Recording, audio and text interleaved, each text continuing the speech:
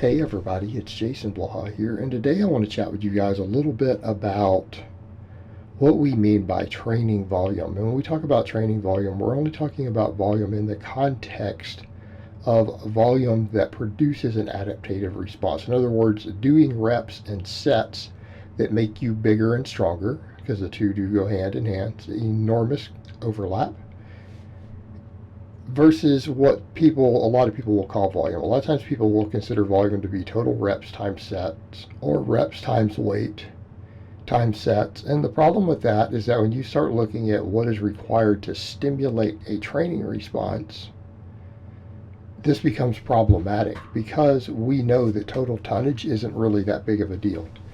As we go exercise to exercise, and it can really get skewed. But even within the same exercise, when we start looking at stuff of, hey, this is going to be our goal is to get to this amount of tonnage, when it's not a prescribed system. And I understand that people say, well, Louis Simmons uses that successfully for certain things. Yes, he does for things like dynamic effort work. But it's inside the context of doing a exact percentage of your 1 rep max. Okay, all those tonnages he prescribes are inside that context.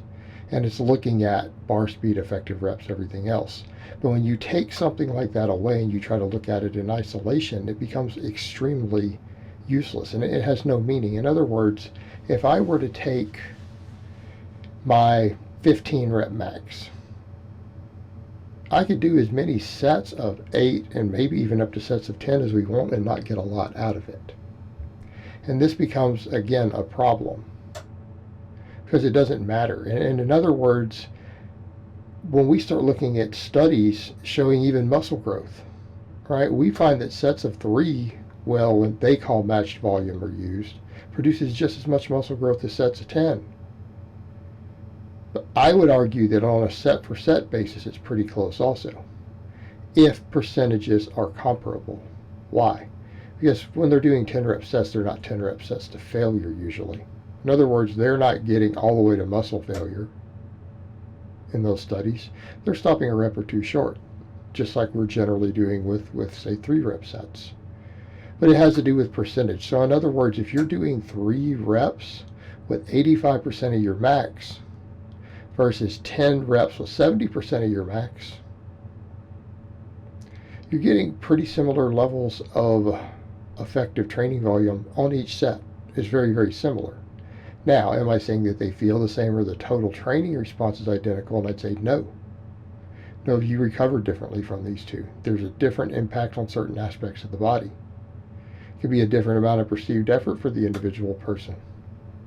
Now, if you're not doing a true 85% of your max, the 3 rep sets might not be the same thing because volume matters in that context. In other words, if you're doing 80% of your max, 3 rep sets are not challenging. Okay? Any more than doing 10 rep sets with, I don't know, 50 or in some cases 60% of your max, are not very challenging.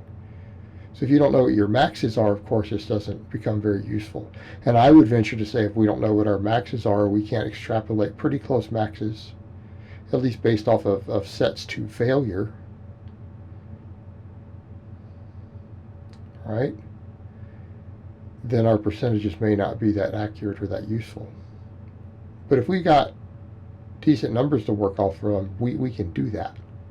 Okay, but we have to do a little bit of math and extrapolate a little bit. And a lot of this, when you look at the research on it, this is one reason I would suggest that certain training styles work so much better for some people versus others. Okay, this is why. It's also why when you look at a lot of the research, they show that, say, really short rest periods, if they force you to lower the weight on the bar, produce less muscle growth. Why?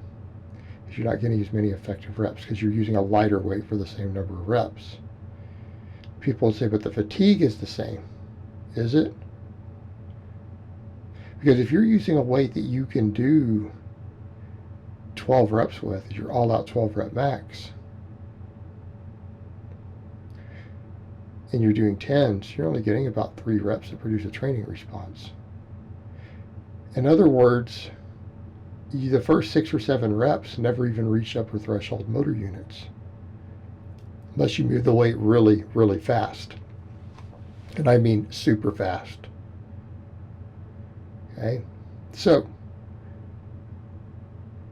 if we're capable of moving that weight for up to 6 or 7 reps while using still largely intermediate and endurance fibers, the ones that don't grow that well, what does that tell us? It tells us that we're capable of doing reps with it. So in other words, if we were to say take a 30-second break and go again, or a 1-minute break and go again, and we can't get anywhere near 10 reps, we're losing effective reps. We're going back to those same endurance fibers. They could only do so many reps before the larger threshold ones kicked in, but they can come in and re-replicate that same thing. And in other words, you could probably come in and take that same 12 rep max and do 6 or 7 reps for a large number of sets. Couldn't you? That's a lot of work done. If we were to look at just the math version that some people do for volume, the volume could get really, really high. From a training response, it's a relatively low amount of training volume. So you came in and did a bunch of work, you didn't get much out of it. I've had people, when I say that, they'll say, well, Jason, what about stuff like big but boring on 5-3-1? It's doing 5 sets of 10 at 50%.